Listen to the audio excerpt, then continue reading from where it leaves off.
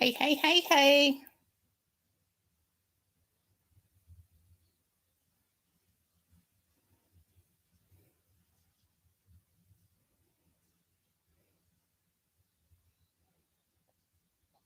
How goes it, sister?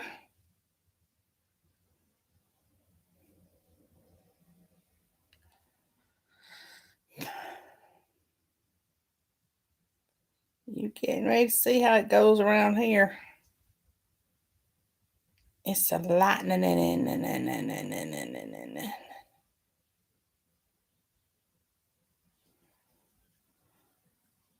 These storms are killing me. Absolutely, positively killing me.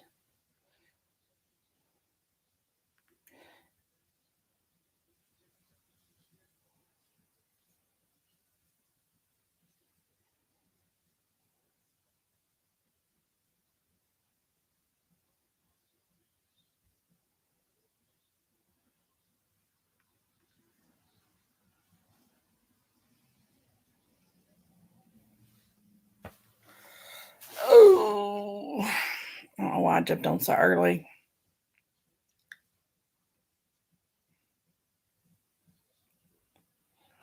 We're gonna tough it through it. We're gonna try to do it.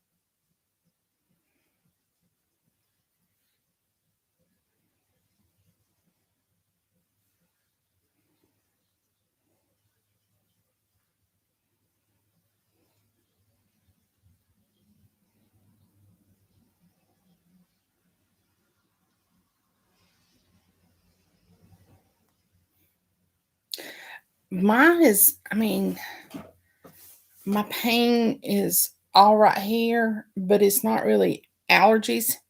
Like I'm not swollen, I can breathe and all that, but there's pressure, the system coming through these storms. It's got my ears to popping. I can't turn that other light on because if I do, I'm just not gonna be able to see tonight. I mean, this one's bright enough. This is killing me. The blue light on this stuff is killing me. So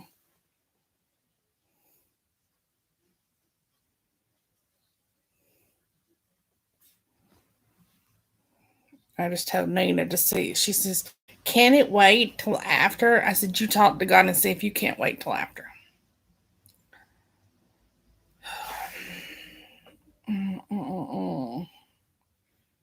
So you can see how it does the blue.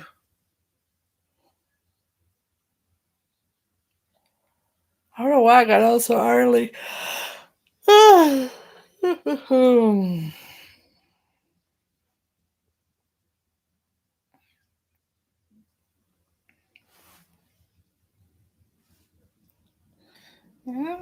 doing okay, but it's just, ooh.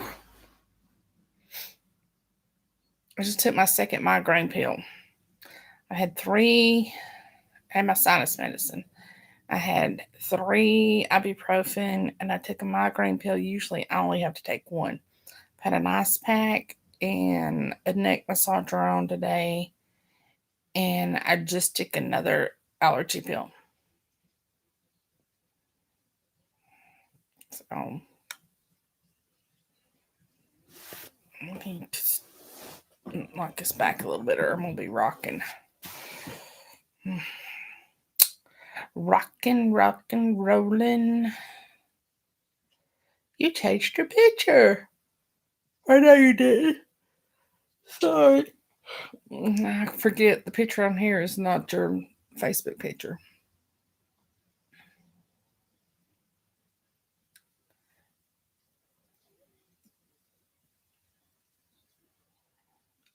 This book is so cute. So cute. I managed to get through most of chapter 4, all the way through most of chapter 4. What I'm reading tonight's really good. But I can't wait to finish the book up. It's so cute. I mean, it's funny and it's dirty, but it's dirty in a funny way. So, well, you saw the teasers about the names of the the names of the different dancers and stuff, the strippers. Yeah, that was cute.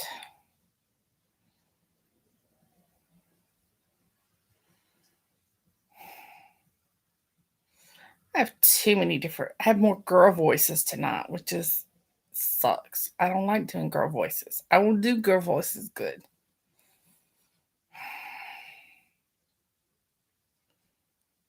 Teasers work good.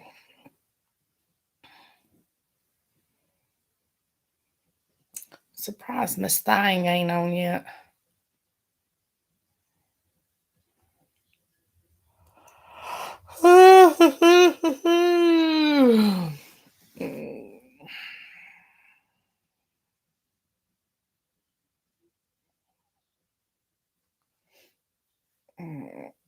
I need to remind Jackie. Yeah, I'll just remind all of them.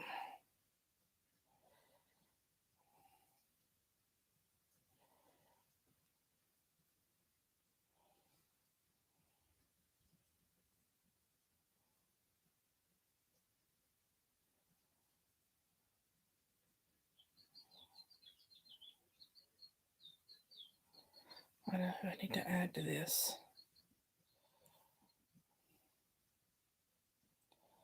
Because she was part of that making it up.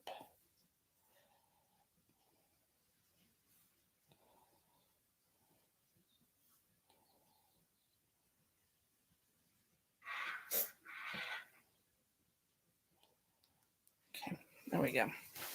So, have you got a book picked out for what are you doing this Friday night?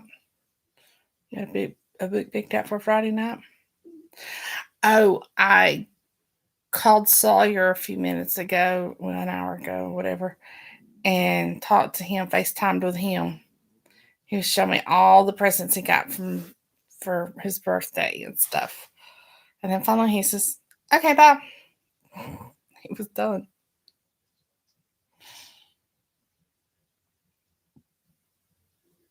But I said, "I love you, Sawyer." He says, "I love you too." I said, "I miss you." He says, "I miss you." So apparently I'm back in good graces.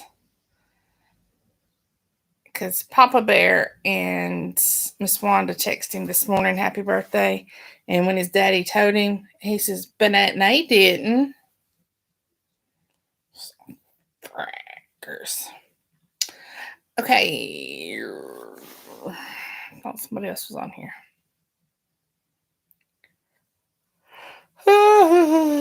He's a mess. Wore my ass out, I tell you that much. I was tired yesterday, and then I come down with this headache today, and I feel like my butt's just dragging. Hey, Shannon, how are you, darling? You're gonna have to excuse me. I'm fighting a migraine and storms. Storms coming through, so I'm hoping everything goes all right and it doesn't knock my power or my internet out. If it does, it'll come right back on, but still.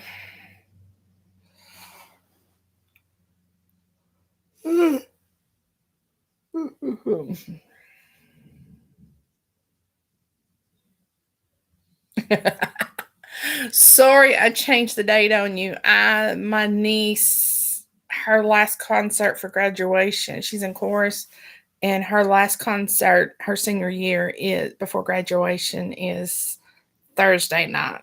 So I had to move it. Tell Hubs I said hi. Please tell me your hubby is your um what's your muse for Pussy Whisperer? Or hell, for Clifford. Please tell me the muse for any of the strippers.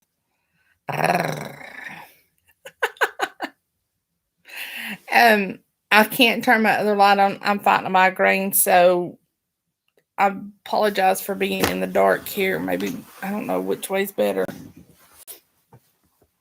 Ain't no way better. Lord, I got one of those too. Oh my mercy. Yeah,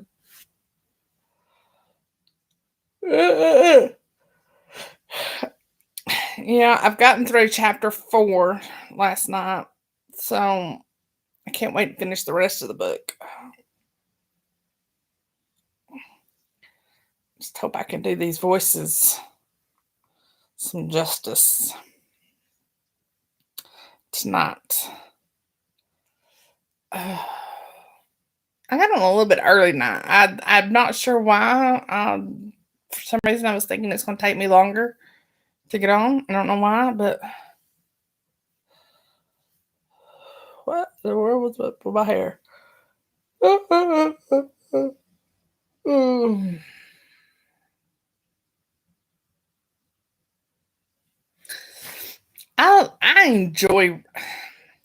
I enjoy reading true comedy, and so many books nowadays are called rom com, and there's no calm in it. There's plenty of romance. Romance is never gonna go out of style. No, my Kindle just shut off. Um, but actual comedy for the rom com, it's so hard to find anything that's good. I've had a few good ones here about a year ago that I read, and I picked that author up, and I was reading everything I could find, and ran out, and it's just hard to find good comedy.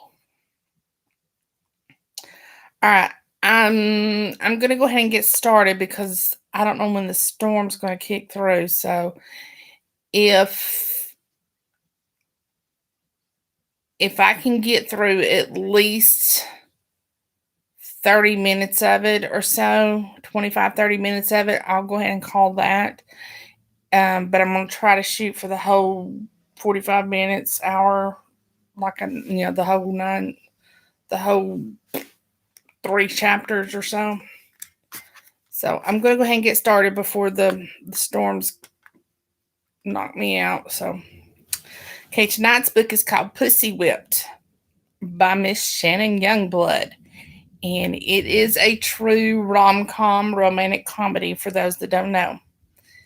If you are having a hard time finding the comment button, turn my volume down.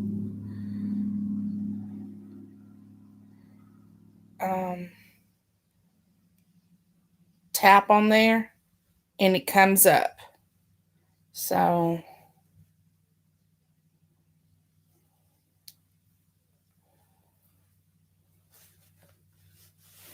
hey, Jackie. All right, chapter 1, Lexi. And now for your main event, ladies. The Meat Locker is proud to announce your next dancer for the evening. This choice cut of man comes to you in his prime, but no biting, please. Pull out your pocketbooks and dig down deep, and please welcome your main entertainment for this evening. Give it up for the Pussy Whisperer. The giddiness and nausea rolling inside me fought for control at the announcer's admission. The Pussy Whisperer? What in the actual fuck was a pussy whisperer? The image of an old man wearing a monocle whispering into my vagina ran through my mind, and it was not my idea of sexy. And for the love of God, who come up with these names? The previous dancer hadn't been any better, but at least his name had made sense. He had been a bulky man, and I wasn't talking about his arm muscles. The red thong he stripped down to had left nothing to the imagination, and I was pretty sure my eyes had bugged out of my head like the wily e. coyote when he stepped past the fog and shimmied out of his too tight jeans. Attached to his hips were a pair of big floppy dog ears, and on the front of his junk was two googly eyes and a pink furry tongue. You'll never guess his name. Go ahead and try. You never will. Clifford. Yeah, the big red dog I had affectionately read in my childhood. Of course, it couldn't just be Clifford. Hey, Miss Shirley. Hey, Natasha. Vincy, you came up right about that time, and I started to say, hey, Vincy. Hey, Jackie, if I didn't say, hey, girlfriend. Yes, the big red dog I had affectionately read in my childhood. Of course, it couldn't be just Clifford. No, this guy's full name was Clifford Big Red Dong. The MC for the evening got a nice chuckle out of that, as well as most of the ladies in attendance. I, on the other hand, found it repulsive. Of course, that also made me the biggest hypocrite to grace the hormone induced walls of this lovely establishment. No, I wasn't a stripper. What kind of girl did you take me for? I, Alexis Virginia Torres, was a romance writer, and not just any sort of romance. I wrote the hardcore stuff, smut, as it was affectionately named in my world. Every page of my books dripped with sex, lust, and pure, raw, adrenaline fueled fucking. My stories were sometimes so graphic, it would give your sweet old granny a heart attack and an orgasm at the same time. But hell, at least the old broad would die happy. Of course, that begged the question, why on God's green earth did I find myself disgusted at the crude language and explicit nicknames that dripped from the announcer's mouth? It would be easy to blame it on the fact that I'd been forced to attend this cliche of a strip club. But no, the answer was simple. My sexual deviance was reserved for my books and my imagination alone. Every scene I wrote, every explosive orgasm, every time a woman screamed out her partner's name in absolute ecstasy, I blushed furiously. That wasn't my life on the outside. That wasn't what the real world knew me to be. The fantasy worlds I created were so steamy, so impossibly perfect because my fantasies had never been ruined by the pesky practicalities of real life. At least mostly. People recognized me as the good girl, the shy girl, the girl who would never tell her lover what she truly wanted in the heat of the moment, instead of letting him do what he wanted. If you didn't ask for something, you couldn't be disappointed by the response of your partner. The only people who knew the depravity that ravished my mind were my mother. Lord, my mama would just have a heart attack. And my best friend Katie, who was sitting right next to me enjoying her last weekend of being single before she walked down the aisle next Saturday. My name was being whispered all around the world for my stories, but it wasn't my real name. It was my pen name, a fake name. Kitty Lane was the name people associated with filth and erotica. Kitty could put this pussy whisperer to shame, making him purr at just the thought of an evening with her. Kitty kind of was the kind of person women wanted to be and men drooled over. The pussy whisperer the pussy whisperer wouldn't even stand a chance. Alexis Torres was the name people associated with purity and wholesome thoughts. Alexis had no idea what to do with the burning hunks of flesh that were being dangled in front of her, except politely chuckle at the MC's bad jokes. Little did they know these women were one in the same. Two different sides of a very sexually frustrated woman. Lexi! My best friend hissed in my ear, her tiara and tulle floating in front of my eyes, and her martini vodka breath tickling my nose. Look at how gorgeous he is. You had to admire a girl that could stare like that. Somehow her eyes managed to be loud, reminding me that there was a reason I could trust her with the most depraved corners of my mind. Whatever force in the universe created best friends hooked me up and did right by me. I rolled my eyes and took a look up at the stage. As shameless as she was right.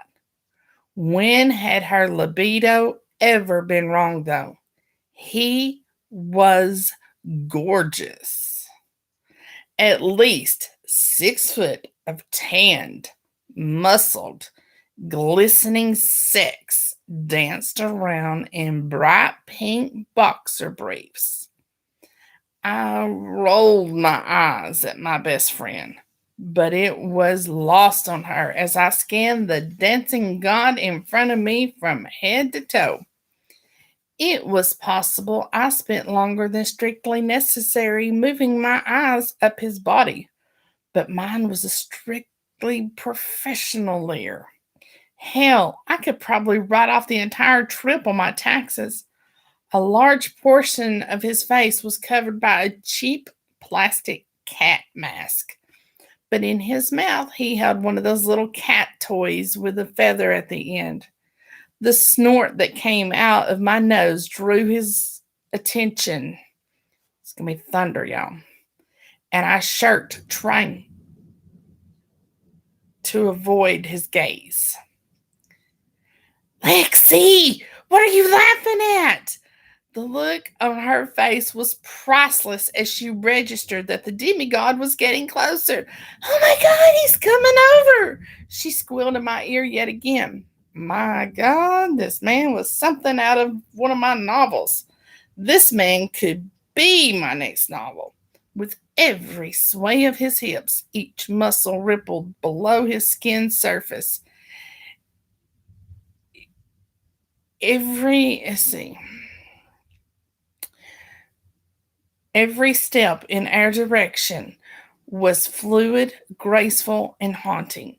I knew he literally got paid to do this, but I couldn't help but get the impression he knew how good he looked and he was proud. Like a predator stalking his prey, he silently crept, smoke billowing in his wake. I couldn't take my eyes off of him, and I was struggling to think of a good reason why I should ever. You're drooling, Lexi, one of Katie's bridesmaids giggled. I am not. I'm actually a bit bored, came my retort. It was a big fat lie. We all knew it. Liar! Katie smirked at me. Hush up, you! I giggled, elbowing her lightly in the ribs. Out of the corner of my eye, I could see the self proclaimed whisperer of the vulva slowly creeping still in my direction. A few other ladies had garnered his attention, waving around the Washingtons, Lincolns, and Hamiltons. But it seemed his main focus was still on yours truly. I needed to get out of here. One of the worst parts about living this double life was having to keep this massive secret from everyone I loved. I snorted, realizing this half naked man in front of me probably dealt with something very similar in his own personal life. Who would have thought I would compare myself to a male stripper? Though the idea of being able to talk to someone who truly understood how insanely frustrating it could be was appealing. Who comes to a strip club to think about riveting conversation? Alexis, that's who. The risk of someone finding out about my writing career had always hung over my head. All of my friends sitting with me knew of Kitty Lane, and they all knew Alexis Torres, but only Katie knew they were one and the same.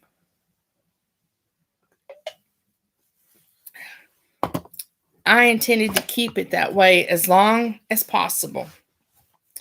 If and when my books were ever picked up by a publisher and my face became public knowledge, then and only then would I reveal to them who I really was under this angelic halo. Even then, I really hoped I could somehow avoid the awkward conversations and bad jokes. There was something sad about my friends putting two and two together, realizing that all of my books had been written in a fix of sexual frustration almost to the point of hysteria. My second burst of internal laughter seemed to beckon the dancer like a siren, and I felt my face flush for the 100th time that night. If I didn't start internalizing my musings, I was going to end up on a chair in the middle of the stage with a half naked man grinding his cockadoodle doo on my Kitty Lane, and that was something I was not prepared for.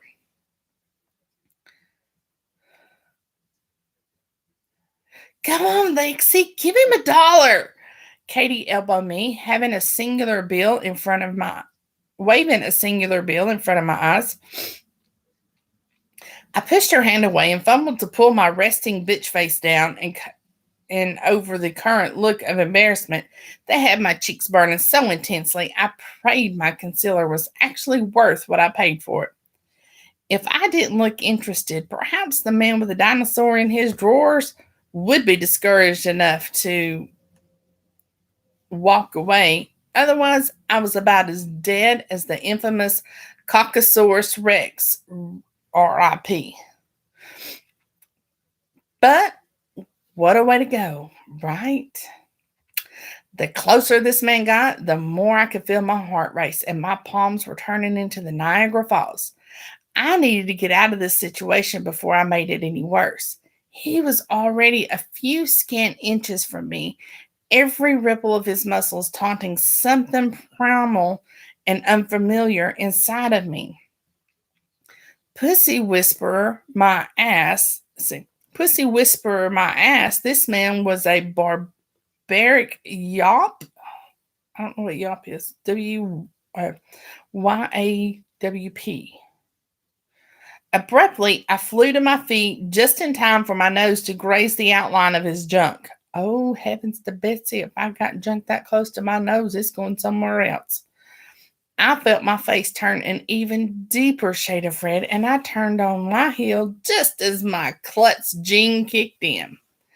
I felt myself falling before my brain had time to react. I was going to tumble to the ground at the feet of a god and in front of 100 screaming horn dog ladies. Okay.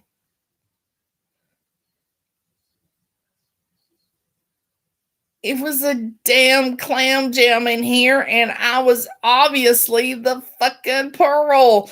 I closed my eyes and braced for impact that never came. See, that's me. I'm like Klutz City. I had been on the floor before I even knew what was going on. Warm, strong hands gripped my underarms. For the first time in my pathetic, almost virginal life, I was being touched by a man somewhere other than my shoulder or my hand. Whoa there, little kitty. The man's whispered breath rocked through my body.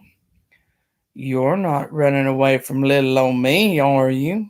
His southern drawl was clearly an act and not very good, but it still made my already weak knees buckle even more. Maybe he was living up to his stage name after all. I took a deep breath, gathered my wits, straightened myself, and pulled away from the dancer's hands more forcibly than I had intended. The mask clad man looked mildly annoyed, but mostly entertained with my aggressiveness. I'm not running away from anyone, I hissed at him with less vigor than I wanted and more giddiness than needed.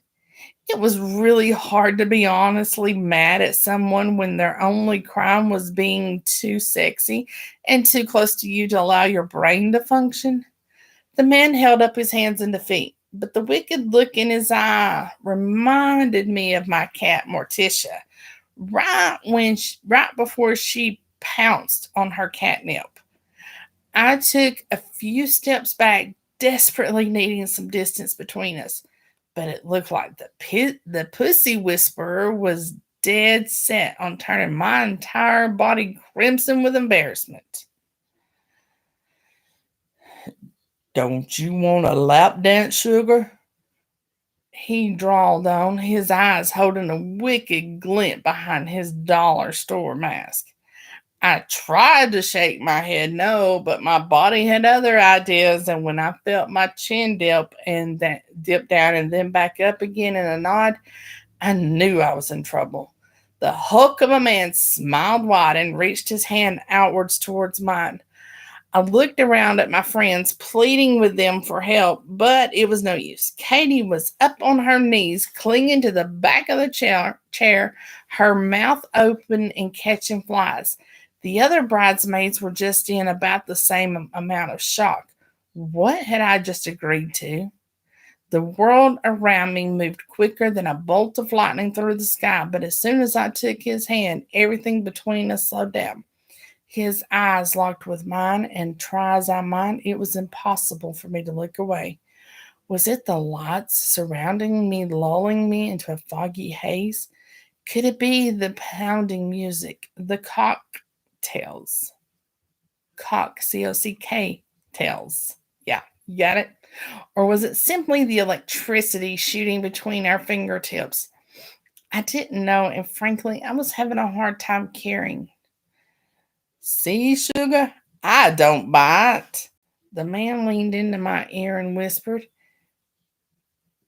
His breath was hot against my ear, and I could feel the dampness in my panties. He wasn't playing by any sort of rules, and he knew it. A stray thought of being thrown onto the bed by the random man.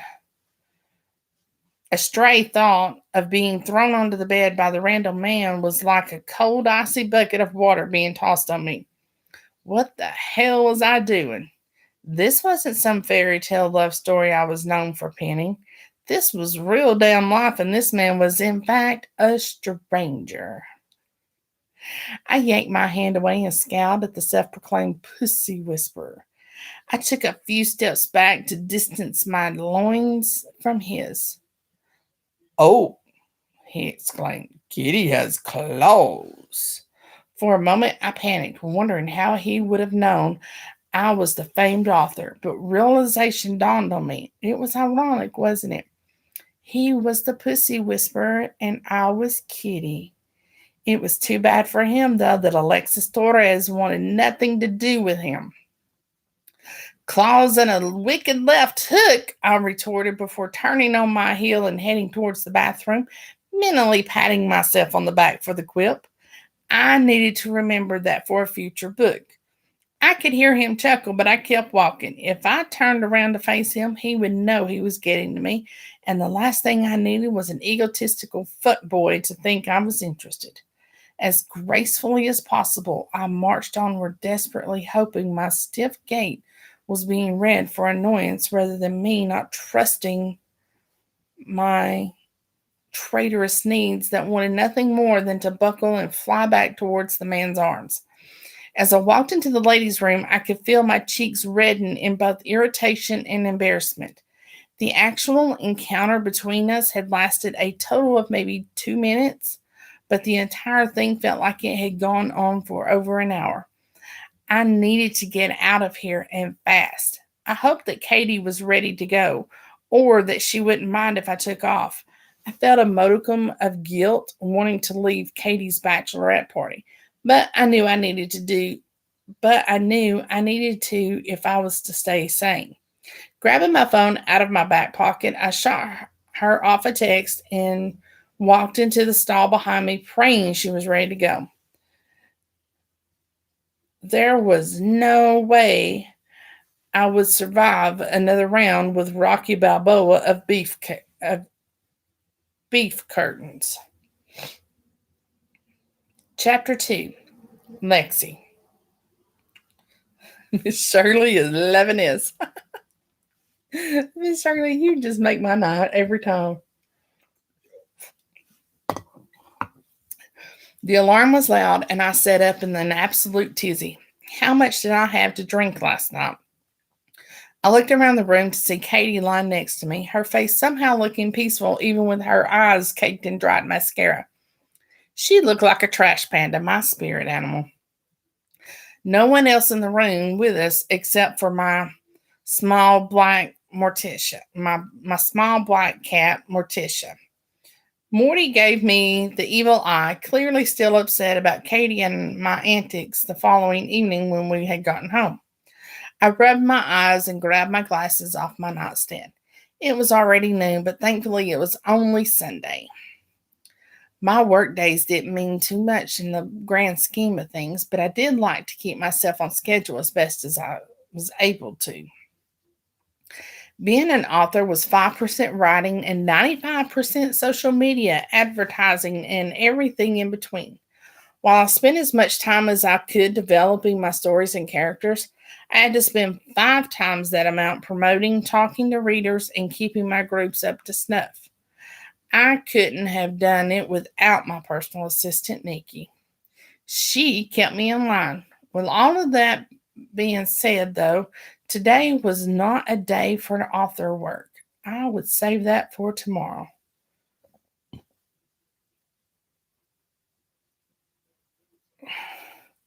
I don't know why you don't do more rom coms. You are good at it.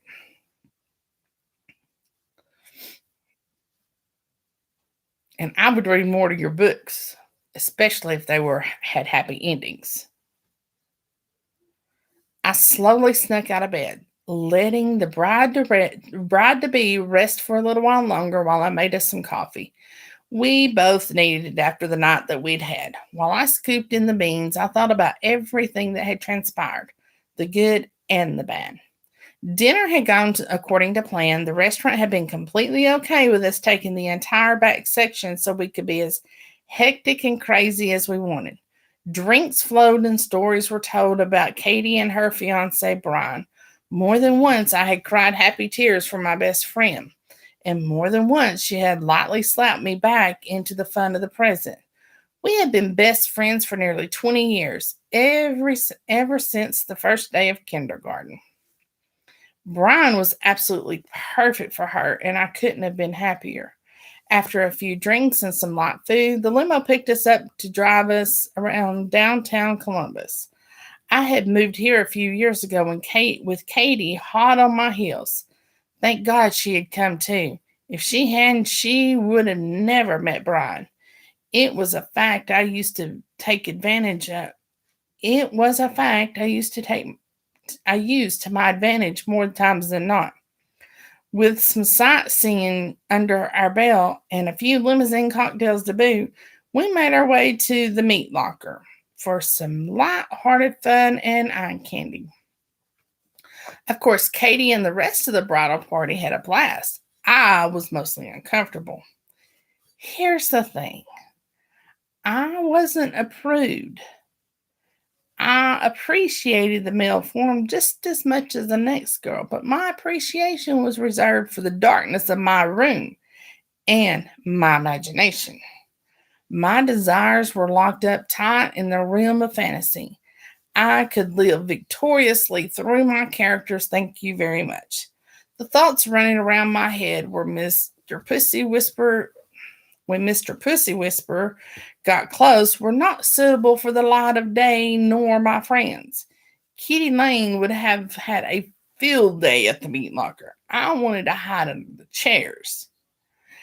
After I escaped the bathrooms and texted Katie, she thankfully convinced the girls to retreat from the dancing sausage fest and head to a more traditional bar. I finally let my hair down and sucked back a few of my favorite pomegranate punch cocktails and let the night in on a more relaxed note. Nothing helped you forget a case of the clumsies or talk yourself out of an insane lust-filled fog quite like distance and booze. One by one, the limo dropped off each girl, and when we got back to my townhouse, it wasn't long before Katie and I changed into our comfy clothes and passed out in my bed. It wasn't weird for us to sleep in the same space. We had done it so many times as kids and then teenagers, it didn't even faze us. Although my neighbor, Mrs. Price, always gave her and me weird looks every time Katie and I came out of my place. Most especially since she never saw any guys come and go. I didn't want to upset Mrs. Price, though, but she was the definition of a Karen in every sense. Seriously, I was pretty sure she took the Karen memes as a manual to live by, right down to the haircut and chunky bleach. If I was brutally honest, I was a little envious of her ability to live how she wanted with zero care to how the world saw her. Maybe she did it to spite the world. Either way, it was a talent. Um, Natasha, I am actually in Georgia, just about 15-20 minutes south of Tennessee, Chattanooga, Tennessee. Chattanooga's easier to pinpoint where I'm at. So, yeah. But technically, I'm a Georgia girl.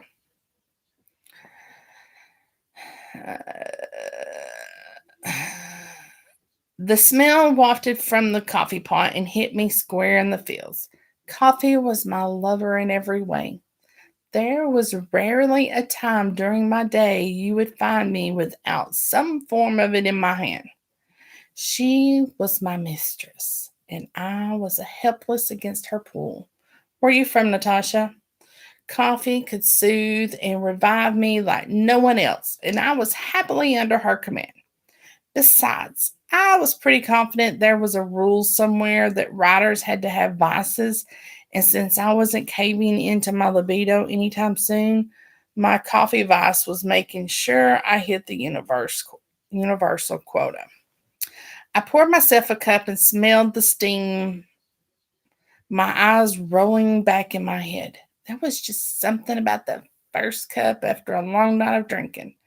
I grabbed Katie a mug with extra creamer and headed back towards my bed to wake her up. When I walked in, she was already sitting up, Morty in her lap. You could have said you were awake, I laughed, handing her the mug. Yeah, but then you would have made me get up. Yeah, but then you would have made me get my own coffee, she chuckled, back slightly hoarse. I really couldn't argue with that logic as she reached out with one hand to accept the steaming mug from me. I rolled my eyes, but she was right. Are your legs broken? Are your legs broken, Katie? I asked, flopping down on the bed next to her, careful not to displease the bean gods in my cup by spilling them. No, she said, blowing on the steam cup, but these feet aren't touching the ground until they're walking down the aisle. I giggled at her ridiculousness. And who the fuck is going to carry your smelly ass to the shower? Katie threw a pillow at me, almost making me lose my mug. I gave her a menacing but playful look and she laughed. Fine, I guess I'll get up, but I don't have to like it and I don't stink. I can literally smell the alcohol oozing out of your pores, Katie. I laughed, heading towards the bathroom. Under the sink, I pulled out my guest tote of items for when people came over to stay the night and placed it on the edge of the bathtub. There is a fresh towel on the rack. Don't use all my hot water. I need some too. Yeah, Katie piped up, trying to be clever. 'Cause you're smelly too.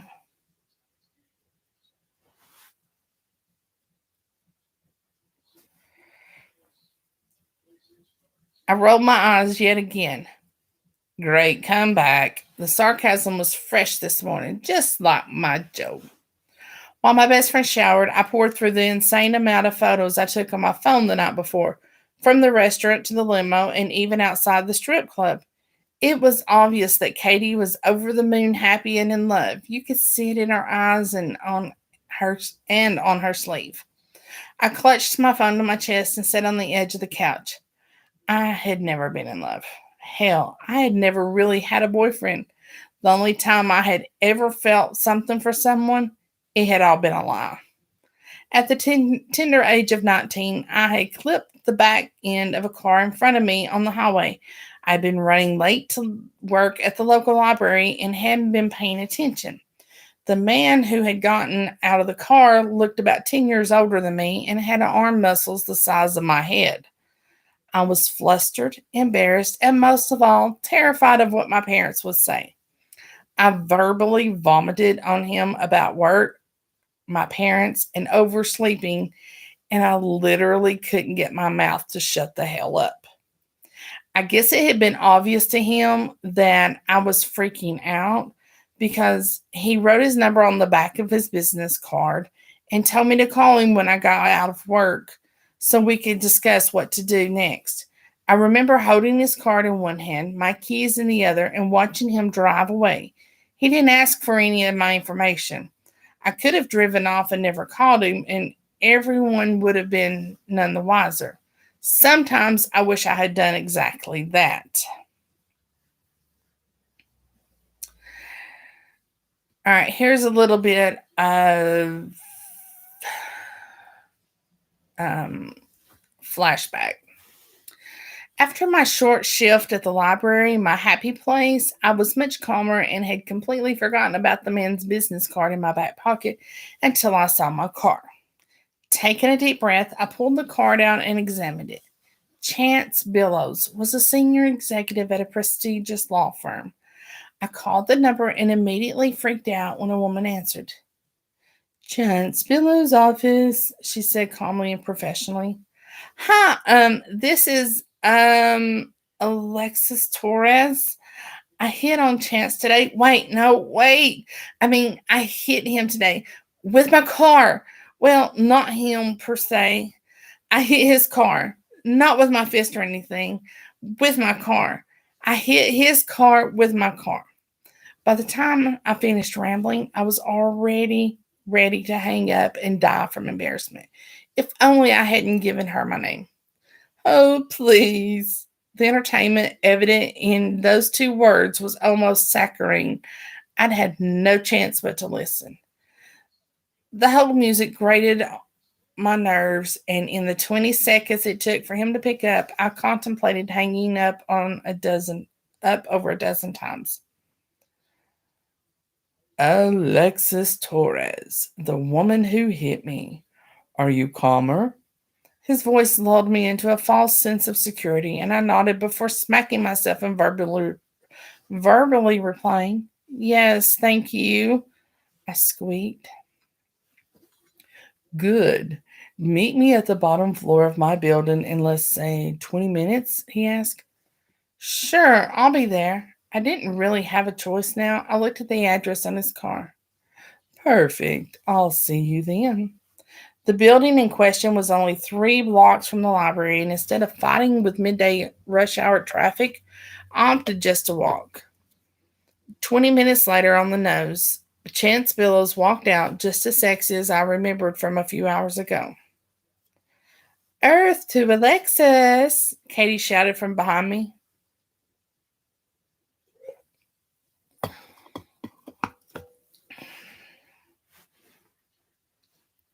Oh, fun, what part?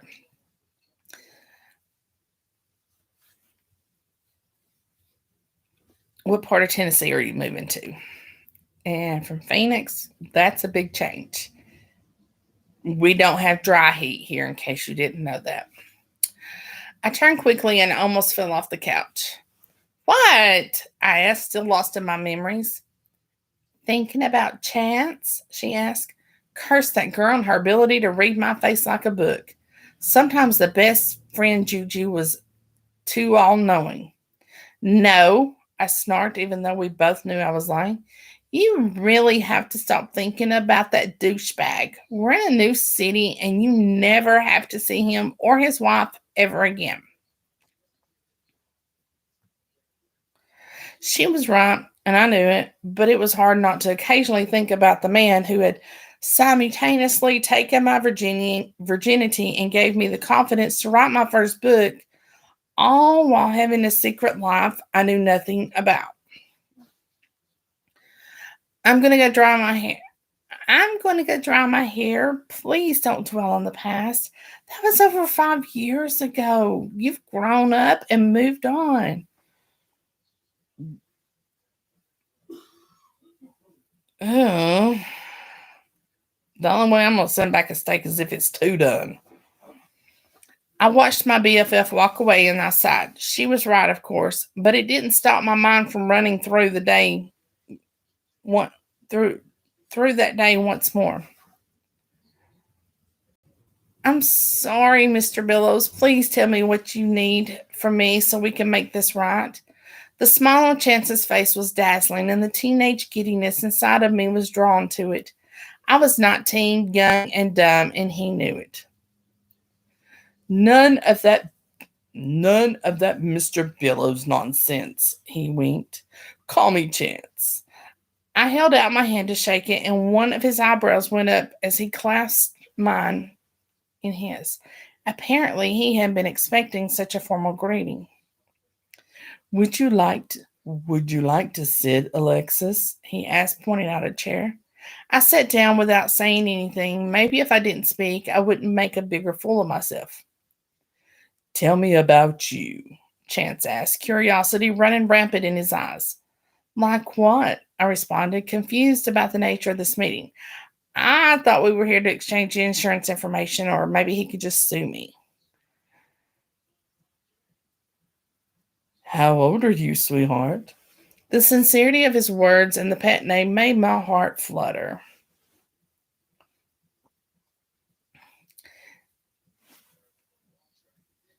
I just turned I just turned 19 last February, I responded, grabbing my water bottle from my bag and quenching my parched lips.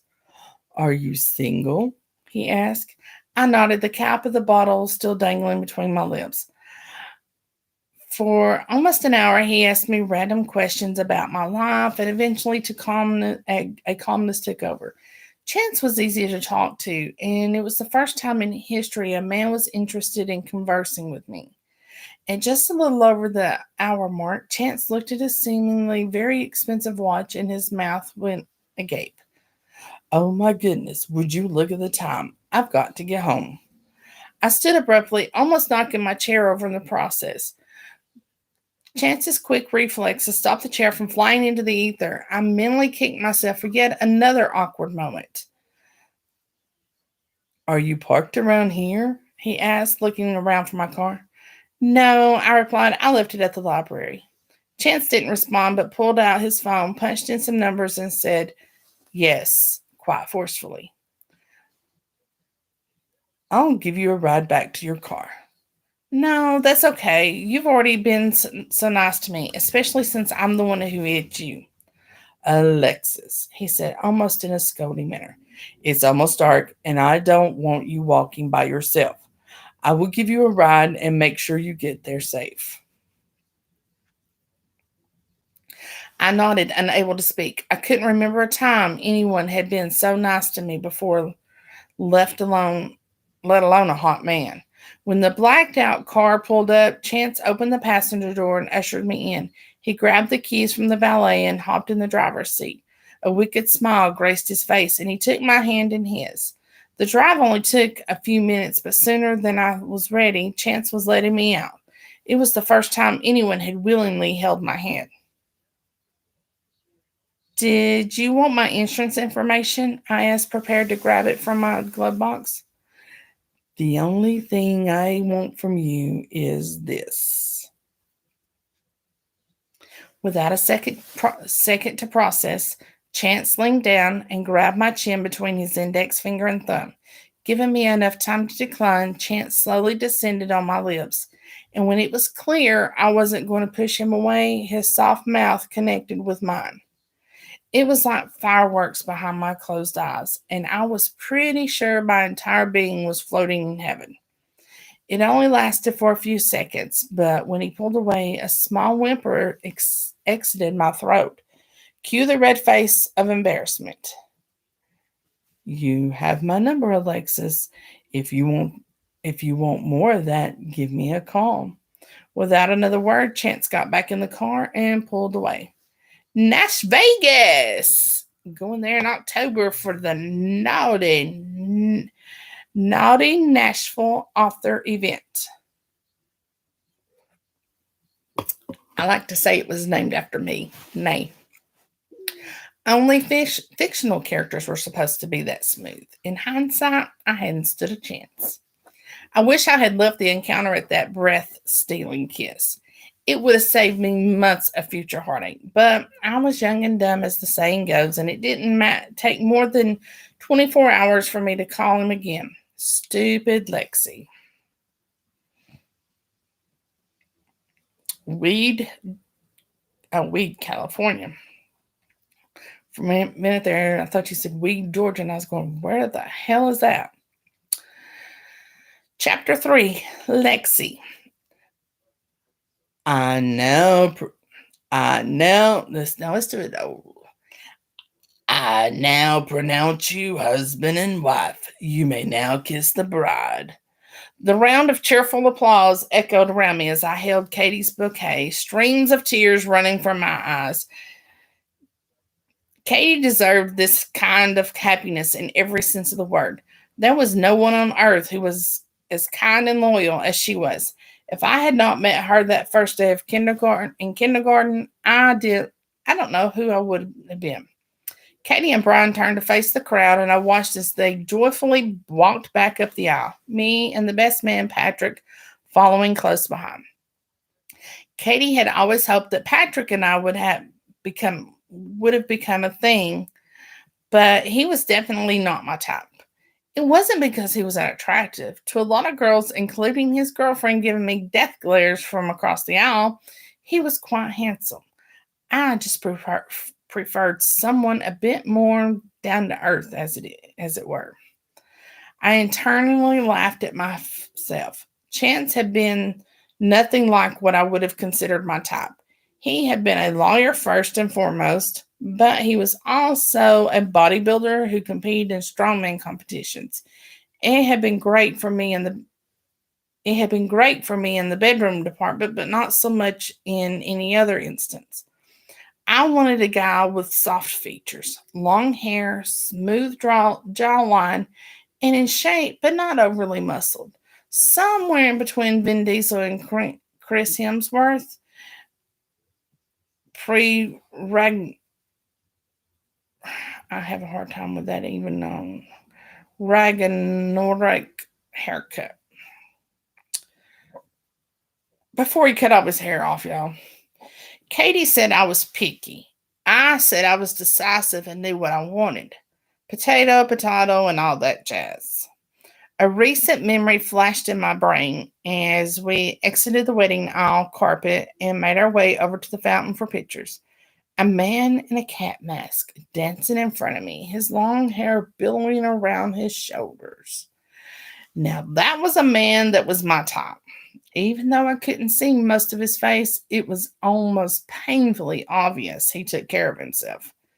There was a little bit of facial hair, which I found instantly appealing, and it was evident he was packing in the meat sword department. I sighed, knowing damn good and well a man like that would never be interested in a girl like me. I wasn't ugly, according to my friends. I was just skittish. Alexis! Katie screeched. I looked up to see the wedding party in formation while I stood several feet away in dreamland. Oops, sorry, Katie. I mumbled, walking up next to her and handing her the bouquet. I love you, she whispered, knowing my constant need for validation. I love you too, Mrs. Swenson. For the next half an hour, we were posed in a million different ways, and mirroring my own thoughts, Katie spoke up. Is it time for a break? My dogs are barking in these hills. We all laughed except the photographer, who was obviously irritated at the interruption. Wee wee, you may go. I looked over at Katie, and we both stifled our giggles. Monsieur Perry was the best there was when it came to wedding photography. He just wasn't the friendliest. Katie gave Brian a quick kiss and a smack to the ass before grabbing my hand and heading for the bridal suite we had gotten ready in. All of the bridesmaids had been given sparkly ballet flats for the reception, and were and we were all eternally grateful. Sitting down in our chairs to peel our feet out of those too high heels, Katie looked at me. Were you thinking about Chance again? She asked. No, I screeched back, causing her eyebrows to perk up. I promise. Well, who were you thinking about? Because I know that look and it was something hot. Was it something for the new book? I hissed at her to keep it down and looked around to see if anyone had heard her. The last thing I needed was a wedding guest list of 300 people to find out that I was Kitty Lane, smut writer extraordinaire. I was actually thinking about the Pussy Whisperer guy. I giggled. The stripper? She asked, clearly not expecting that answer. I blushed and nodded. Her wicked grin lit up the entire room, and I immediately regretted even saying anything. I wonder if we can find out who he is outside the walls of the meat locker, she whispered excitedly, grabbing her phone off the dresser. I smacked the phone out of her hand with an emphatic no. But why not? Katie whined. Did that sound like a 4-year-old? Because I heard that quite a bit this weekend. Why? Why not? Been working on that. Katie whined, picking up her phone and depositing it in her cleavage. I'm not dating a male stripper, Katie. No freaking way. You're no fun. She crossed her arms over her chest, smiling at me anyways. After our shoes were changed, oh, it gets better, Miss Shirley. Let me tell you. After our shoes were changed and the bridal party was introduced to the guests, the reception went off without a hitch and without mention of the fantasy fodder from the club. After several hours of dancing, drinking, and eating, I'd had enough and was ready to call it a night. As much as I wanted to stay at the hotel, Katie needed my room for an unexpected out of town guest for Brian's side of the family, and I offered mine up since I live so close. Let me know when you get home, bestie, Katie said, giving me a kiss on the cheek as she shut the car door of the Uber. I blew her a kiss and leaned back in my seat, ready to be snuggled in my own bed with only my imagination and my trusty battery-operated boyfriend to snuggle with. Ah! The sun woke me up, gleaming through my blinds, and I blinked rapidly, trying to adjust to the onslaught of light. I felt around the bed for my phone, and when I came up empty, I sat up and looked around. My bridesmaid's dress was crumpled around me. My shoes kicked off at the end of the bed, but no phone in sight. I had managed to fall asleep without taking off anything, and I couldn't help but laugh. For a smut writer that could pull off whirlwind romance plots and steamy sex scenes, My laugh was delightfully the opposite. Maybe that's what made me so good. I was a shining example of how not to be a sexy bachelorette.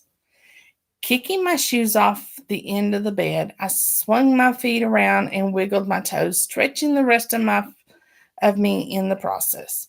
Shocking even myself, I felt pretty damn good considering how exhausting yesterday had been and how much I'd had to drink. Now I just need to find my phone and see what kind of photos I had captured of my bestie and to see if any of them were decent enough to go on my dating app.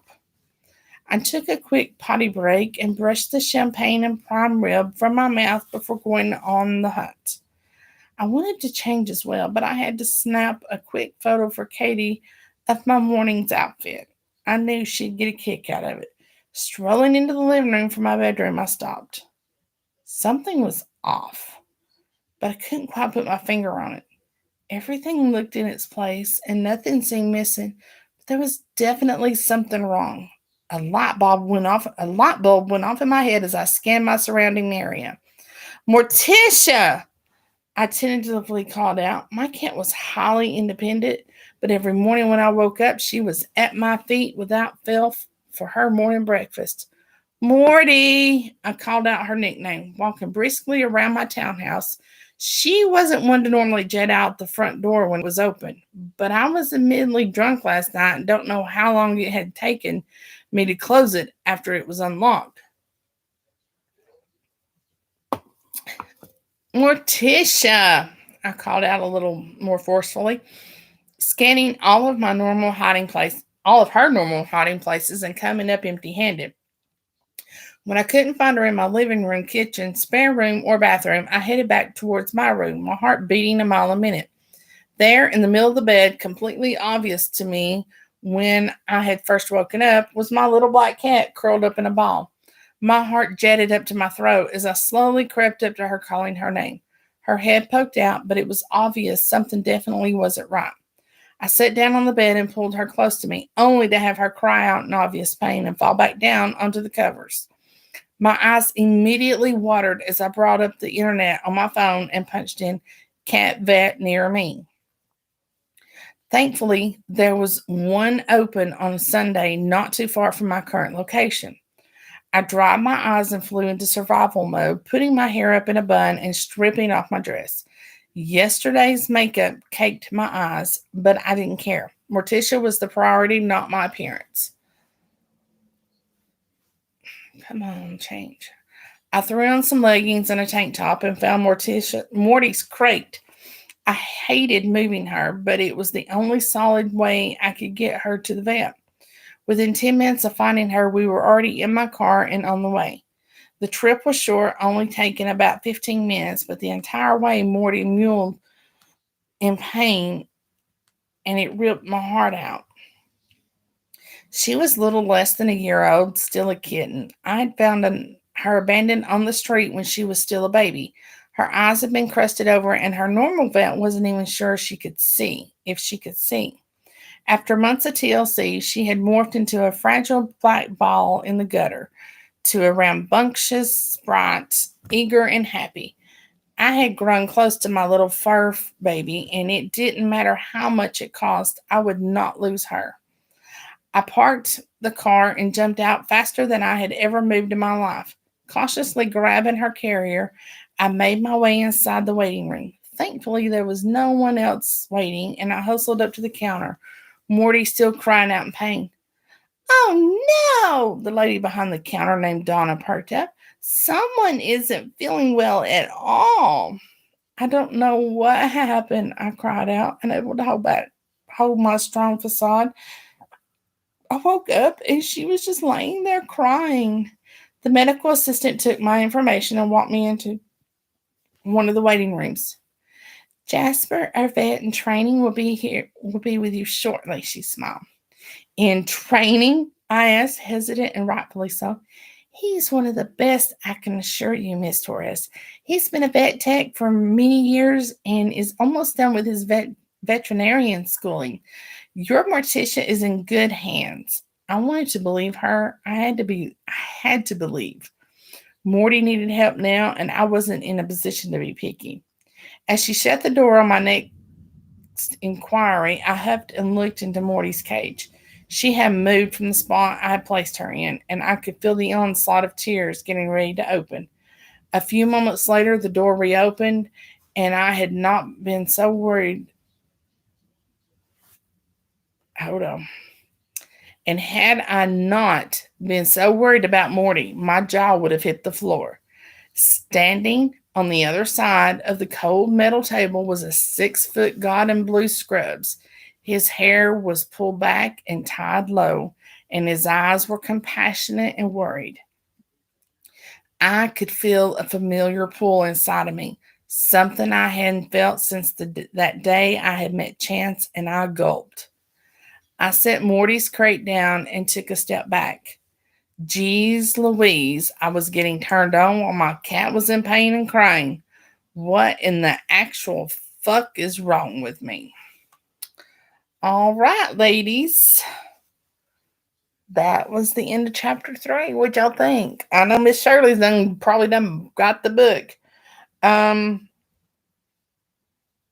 know it's on KU. Did you put it all up here in order? You're usually pretty good about that.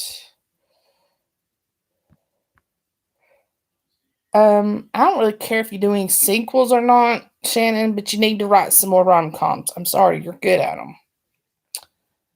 $3.99 or it's free on KU, so make sure you go get it.